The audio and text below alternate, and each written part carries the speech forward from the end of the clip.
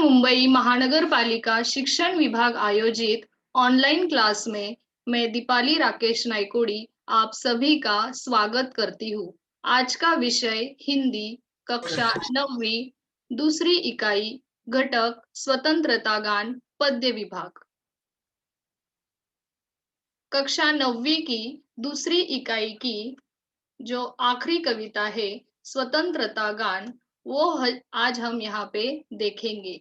यहाँ पे स्वतंत्रता इस शब्द का अर्थ है आजादी और गान का मतलब है गीत।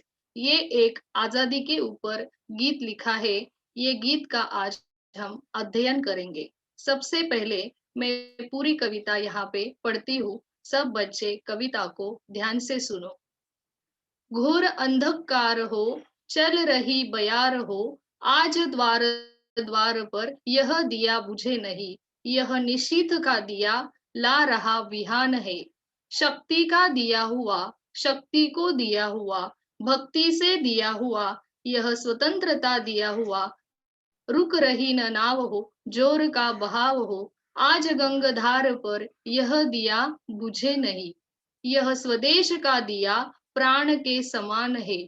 यह अतीत कल्पना, यह विनीत प्रार्थना, यह पुनीत भावना, यह अनंत साधना। शांति हो अशांति हो, युद्ध संधि क्रांति हो, तीर पर कछार पर यह दिया बुझे नहीं। देश पर समाज पर ज्योति का वितान है। तीन चार फूल है, आस पास धूल है, बास है बबूल है, घास के दुकूल है। वायु भी हिलोर दे, फूक दे चकोर दे। कब्र पर मजार पर यह दिया बुझे नहीं, यह किसी शहीद का पुण्य प्राण दान है। झूम झूम बदलिया, चूम चूम बिजलिया, आंधिया उठा रही, हलचले मचा रही। लड़ रहा स्वदेश हो, यातना विशेष हो।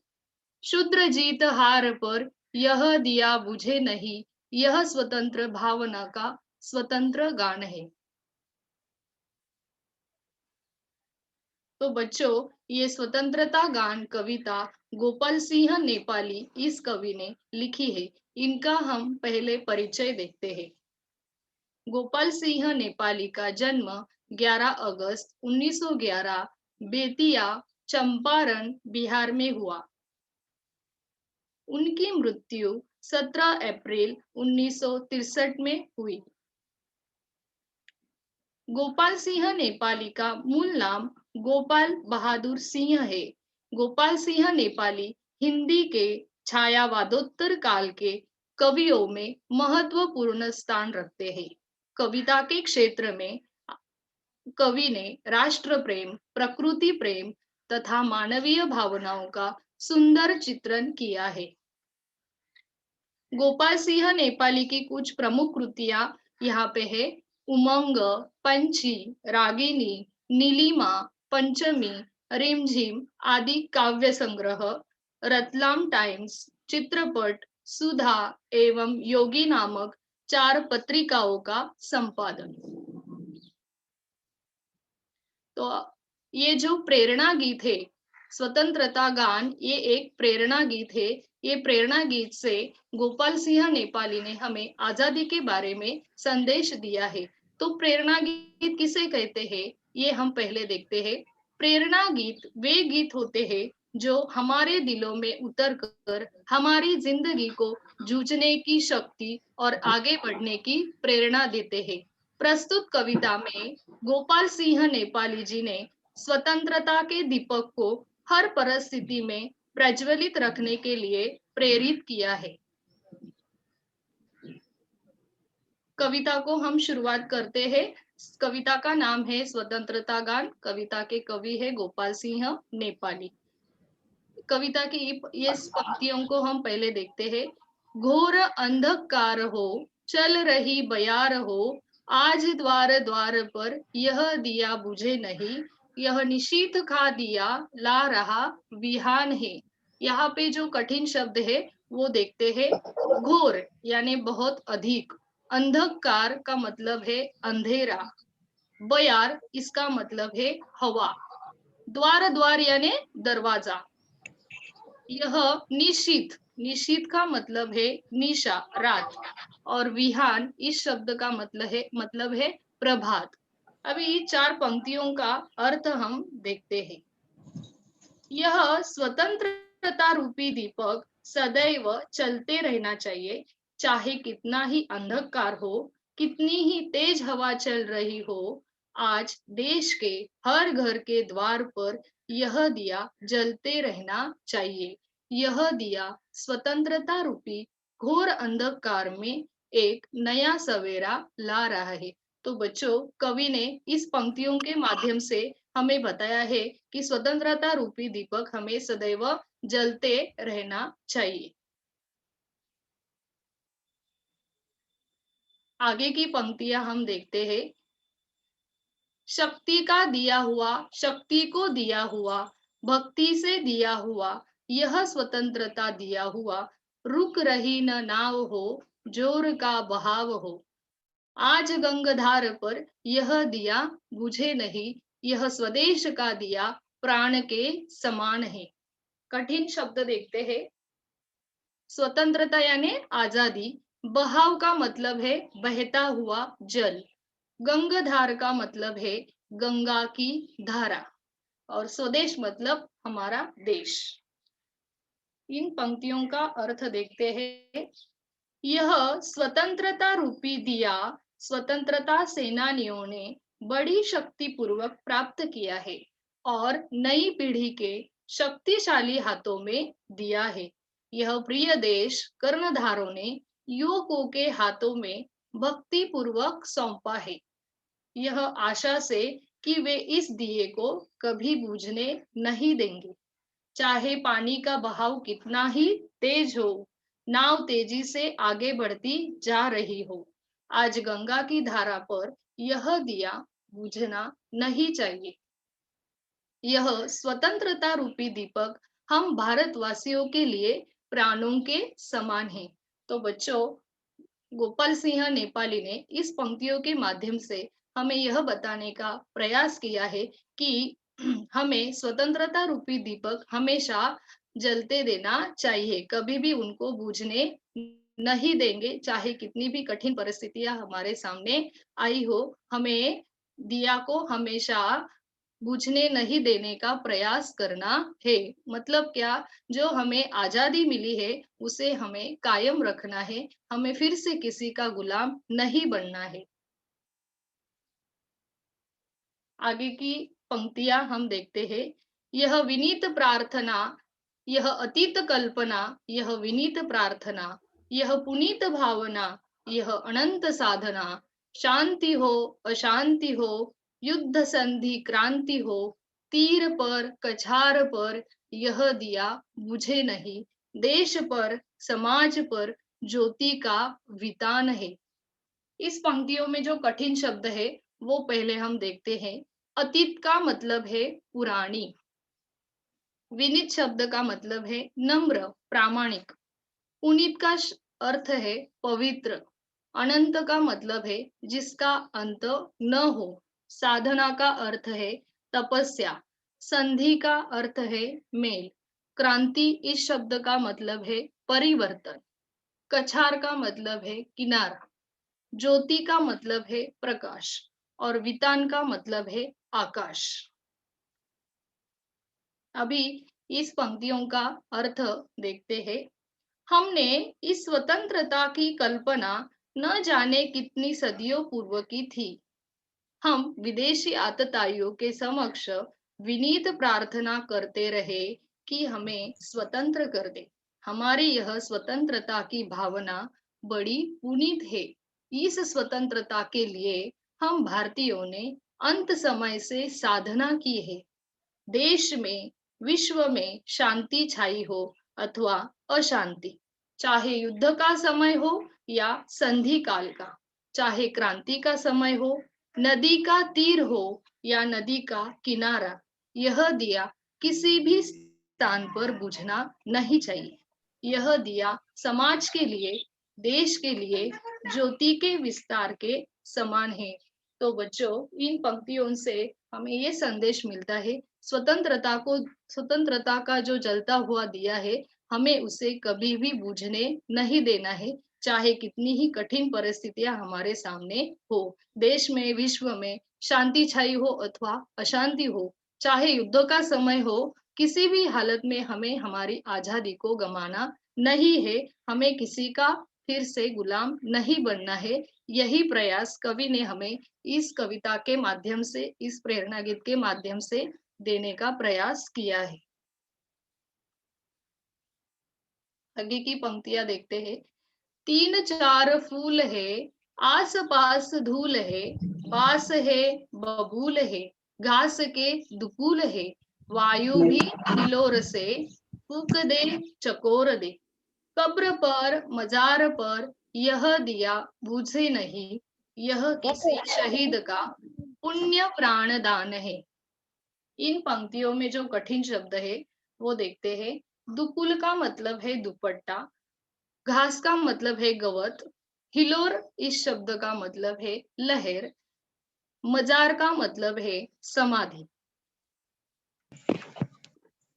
इन पंक्तियों का अर्थ हम देखते हैं।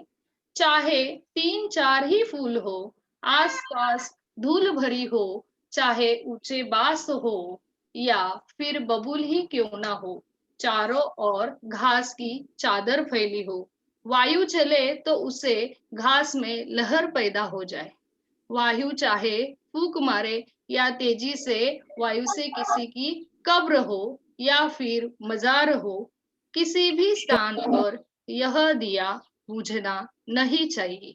यह दिया अनेक वीरों ने शहीद होकर देश के लिए मानो अपने प्राणों का पुण्य दान दिया है।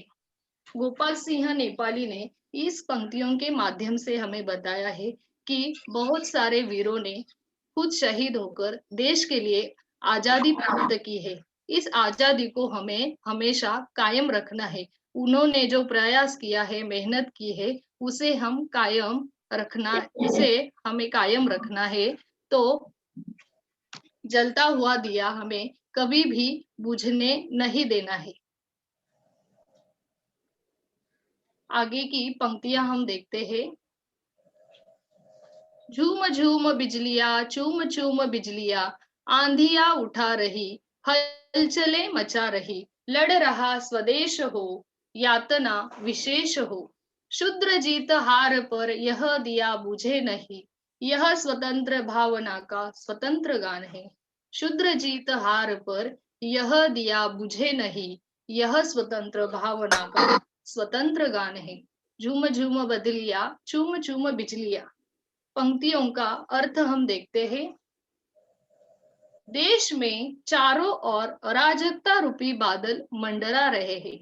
देश के कर्णधारों के समक्ष अनेक समस्याएं आंधी के समान हलचल मचा रही है। यहाँ पे बदलिया का अर्थ है बादल, यातना का अर्थ है पीड़ा और शूद्र इस शब्द का अर्थ है महत्वहीन। आंधिया का मतलब है तूफान, स्वतंत्र इस शब्द का मतलब है आजादी। तो देश में चारों ओर अराजकता रूपी बादल मंडरा रहे हैं। देश के लोग विभिन्न कारणों से आपस में लड़ रहे हैं। कई भाषा का झगड़ा है तो कई अन्य कारण से, परंतु इन छोटी छोटी बातों के कारण स्वतंत्रता रूपी दीपक बुझना नहीं चाहिए। यह प्रत्येक भारतीय के हृदय की स्वतंत्र भावना की प्रसन्नता पूर्ण अभिव्यक्ति है। तो इस पंक्तियों के माध्यम से कवि ने हमें बताया है, चाहे हमारे देश में कितनी भी छोटी या बड़ी संकटें आए, समस्याएं पैदा हुई, तो भी हमें किसी भी हालात में हमारा स्वतंत्रता रूपी दीपक बुझने नहीं देना चाहिए। मतलब हमारा जो स्वतंत्रता है, जो आजादी है, वो हमें यहाँ पे कायम रखना है। इसी के लिए इन पंक्तियों के माध्यम से गोपाल सिंह नेपाली ने हमें प्रेरणा दी है, इसलिए इस कविता को प्रेरणा गीत कहा गया है। तो बच्चों, ये सारी कविता हमें प्रेरणा देती है कि हमें जो आजादी मिली है, जो स्वतंत्रता मिली है, उसे हमें कायम रखना है। जो दिया जला हुआ है, उसे हमें कभी भी बुझने नहीं देना है। कविता के ऊपर छोटा सा स्वाध्याय हम अभी देखते हैं।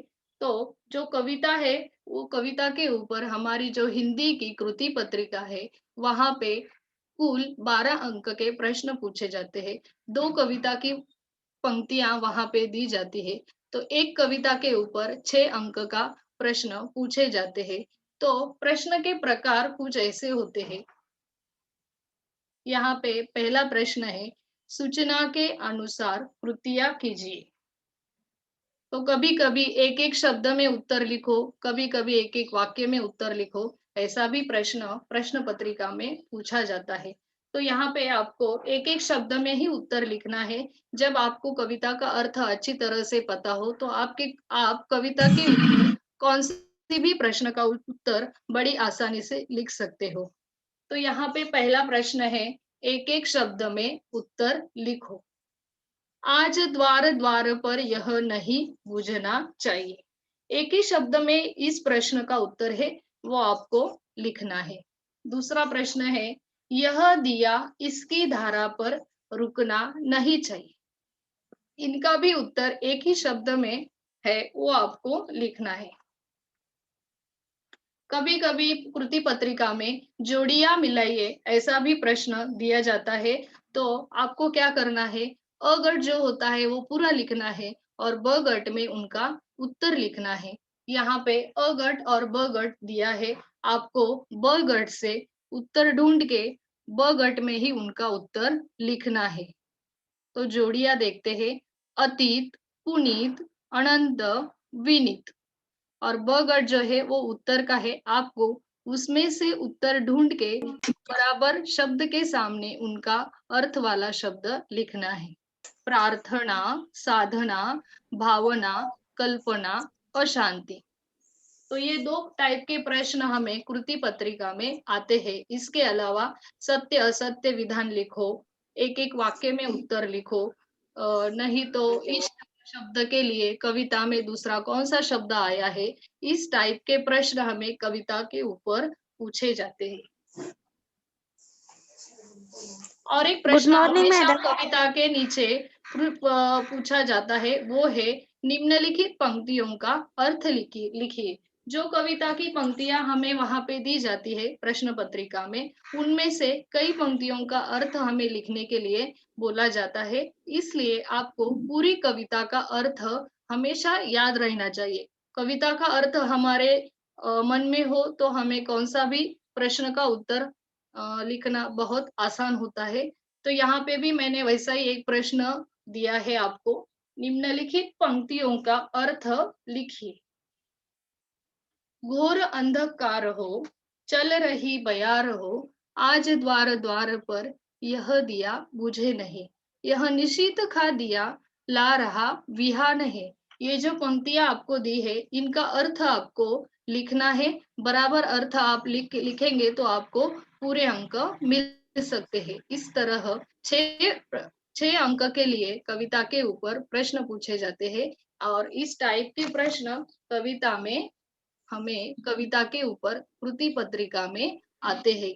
तो मुझे आशा है आज की ये कविता आपको समझ में आई होगी।